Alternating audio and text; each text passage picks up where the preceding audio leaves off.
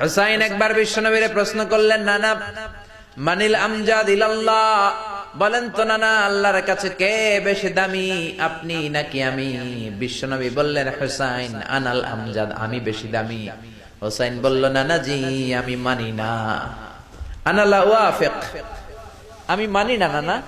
কেমন করে আপনি আমার চাইতে বেশি দামি হন? আপনার চাইতে আমি বেশি দামি।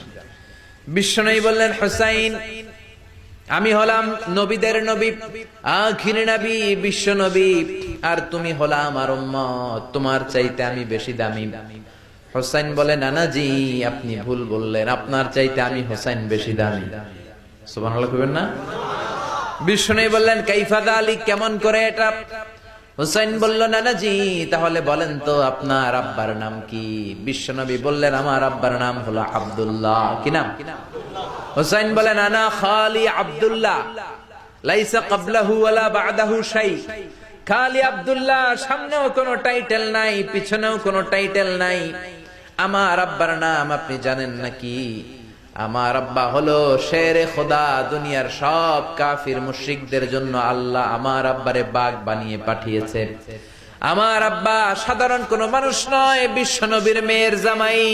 আল্লাহু আকবার। আপনার আব্বা আব্দুল্লাহ কি কোন নবীর মেয়ের জামাই নাকি? বলেন, আমার আব্বার নাম হলো আলী কাররামাল্লাহু ওয়াজহা। বিশ্বনবী বললেন, তাই তো, আসলে তো তোমার আব্বা বেশি দামি। আবার হুসাইন প্রশ্ন করলেন, নানা বলেন তো আপনার আম্মার নাম কি? কি নাম বিশ্বনবীর মায়ের?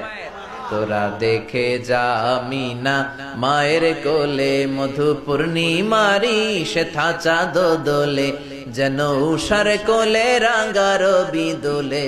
তোরা দেখে যা আমিনা মায়ের কোলে, কুল মখলুকে আজি ধ্বনি ওঠে।